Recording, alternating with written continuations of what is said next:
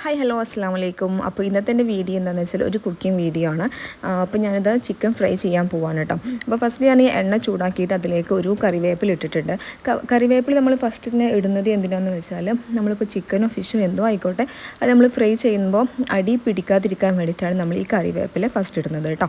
അപ്പോൾ അതൊരു നല്ലൊരു ടിപ്പാണ്. അപ്പോൾ എല്ലാവരും ജസ്റ്റ് ഒന്ന് ട്രൈ ചെയ്ത് നോക്കാം. ഓക്കെ, ഇപ്പോൾ ഞാനിത് മെയിനായിട്ട് ഞാൻ പറയാൻ പോകുന്നത് എന്താണെന്ന് വെച്ചാൽ ഇപ്പോൾ ഞാൻ ഈ ചിക്കൻ ഫ്രൈ ചെയ്തതിന് ശേഷം അത് നമ്മൾ കോരി വെക്കാം, വേറെ പാത്രത്തിലോട്ട് കോരി വെക്കാം. ആ ചിക്കൻ ഫ്രൈ ചെയ്തതിന് ശേഷമുള്ള ആ എണ്ണ ഉണ്ടാവുമല്ലോ, അപ്പോൾ അധികം പേരും ആ എണ്ണ വേസ്റ്റാക്കാറാണ് പതിവ്. അപ്പോൾ ഞാനിവിടെ ചെയ്യാൻ പോകുന്നത് എന്താണെന്ന് വെച്ചാൽ ഒരു വലിയ ഉള്ളി എടുത്തിട്ടുണ്ട്, പിന്നെ പച്ചമുളക്, പിന്നെ അതിലോട്ട് നമുക്ക് വേണമെങ്കിൽ ഇഞ്ചി ഇടാം, വെളുത്തുള്ളി ഇടാം. ഞാൻ ഒരു 5-6 അല്ലി വെളുത്തുള്ളി ഇട്ടിട്ടുണ്ട്, പിന്നെ കറിവേപ്പില ഇട്ടിട്ടുണ്ട് കേട്ടോ. അത് നന്നായിട്ട് തന്നെ വറുത്തെടുക്കുക. അതിന് ശേഷം ഞാൻ ചെയ്യാൻ പോകുന്നത് കുറച്ച് മുളക് പൊടി ഇപ്പം ഒരു കുറച്ച് നമുക്ക് പാകത്തിന് എരിവിന് വേണ്ടിയിട്ടുള്ള ഒരു കുറച്ച് മുളകും പൊടി എടുക്കുക.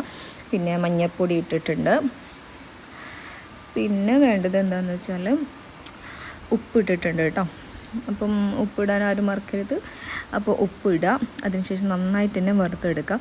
അതിനുശേഷം നിങ്ങൾക്ക് വേണമെന്നുണ്ടെങ്കിൽ ചിക്കൻ മസാലേൻ്റെ പൗഡർ വേണമെങ്കിൽ യൂസ് ചെയ്യാം. അപ്പോൾ ഞാനിത് ചിക്കൻ പൗഡറിൻ്റെ യൂസ് ചെയ്തിട്ടുണ്ട്, കുറച്ച് യൂസ് ചെയ്തിട്ടുള്ളൂ കേട്ടോ. കാരണം അതിൻ്റെ ഒരു കുത്തലുണ്ടാവുമല്ലോ, ചില സമയത്ത് അതിൻ്റെ കുത്തൽ നല്ലോണം ഉണ്ടാവും, അപ്പം കുറച്ച് ഇട്ടിട്ടുള്ളൂ. അപ്പോൾ ഞാനിവിടെ നെയ്ച്ചോറ് റെഡിയാക്കി വെച്ചിട്ടുണ്ടായിരുന്നു കേട്ടോ. അപ്പോൾ നമുക്ക് വേണമെങ്കിൽ നെയ്ച്ചോറ് ഇല്ലയെന്നുണ്ടെങ്കിൽ സാധാ ചോറ് നമുക്ക് ഇങ്ങനെ ചെയ്യാം കേട്ടോ.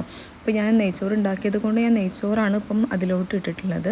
എന്നിട്ട് നന്നായിട്ട് തന്നെ അത് മിക്സ് ചെയ്യാം, നന്നായിട്ട് മിക്സ് ചെയ്യാം. ഓക്കെ, അപ്പോൾ നല്ലൊരു കളറ് കിട്ടും നമുക്ക്. ആ മസാലയുടെയൊക്കെ കളറ്, മുളക് പൊടി, മഞ്ഞൾപ്പൊടി അതൊക്കെ മിക്സായിട്ട് വരുമ്പോൾ നല്ലൊരു കളറ് കിട്ടും. നല്ലൊരു ബിരിയാണിയുടെ പോലെ നമുക്ക് ഫീൽ ചെയ്യും. അത് കഴിക്കുമ്പോഴും നമുക്ക് നല്ലൊരു ഫീലാട്ടോ. നമ്മളിപ്പം ഞാനൊക്കെ ആദ്യം മീൻ പൊരിക്കുന്ന സമയത്ത് അതിൽ ചട്ടിയിൽ കുറച്ച് വെണ്ണ ഉണ്ടാവുമല്ലോ, അതിലോട്ട് ചോറൊക്കെ ഇട്ടിട്ട് ഉമ്മ എനിക്ക് വാരി തന്നിട്ടുണ്ട്. അപ്പോൾ ഇത് കഴിക്കുമ്പോഴും എനിക്ക് ആ ഒരു ഫീലാണ് വന്നത് കേട്ടോ. എന്നിട്ട് ഞാനിപ്പോൾ അത് ചിക്കൻ ഫ്രൈ ചെയ്ത് ജസ്റ്റ് ഒന്ന് മുകളിലിട്ടിട്ട് കൊടുത്തിട്ടുണ്ട്. ഓക്കെ, ഇങ്ങനെ ഇട്ടിട്ട് ജസ്റ്റ് വേണമെന്നുണ്ടെങ്കിൽ നമുക്ക് അങ്ങനെ അങ്ങോട്ടും ഇങ്ങോട്ടൊക്കെ അങ്ങനെ തട്ടി കൊടുക്കാം, റൈസ് അങ്ങോട്ടും ഇങ്ങോട്ടൊക്കെ അങ്ങനെ ഇളക്കി കൊടുക്കാം കേട്ടോ. ഓക്കെ, അപ്പോൾ ഞാൻ വിചാരിച്ചു കുറച്ചും കൂടെ റൈസ് ഇട്ടാലോ, കുറച്ചും കൂടെ റൈസ് ബാക്കിയുണ്ട്, നെയ്ച്ചോറിൻ്റെ റൈസ് തന്നെ കുറച്ചും കൂടെ ബാക്കിയുണ്ട്. അപ്പോൾ അതും കൂടി ഇട്ടിട്ട് വേണമെങ്കിൽ നമുക്ക് അതൊന്ന് ചിക്കൻ വേണമെങ്കിൽ മുകളിൽ വെക്കാമെന്ന് വിചാരിച്ചു. അങ്ങനെ കുറച്ചും കൂടെ റൈസ് ഞാൻ അതിന് മുകളിൽ ഇട്ട് കൊടുത്തു കേട്ടോ. അപ്പോൾ എല്ലാവർക്കും ജസ്റ്റ് ഒന്ന് ടേസ്റ്റ് ചെയ്യണമല്ലോ. അപ്പോൾ ഞാൻ ആകെ കുറച്ച് ഉണ്ടാക്കിയിട്ടുള്ളൂ. അപ്പോൾ നെയ്ച്ചോറിൻ്റെ കുറച്ചും കൂടെ റൈസ് ഉള്ളതിനെ കൊണ്ട് ഞാൻ അതും കൂടെ ഇട്ട് കൊടുത്തു. ഓക്കെ, എന്നിട്ടത് നന്നായിട്ട് നേരത്തെ മിക്സ് ചെയ്തതുപോലെ തന്നെ നന്നായിട്ട് തന്നെ മിക്സ് ചെയ്യാം.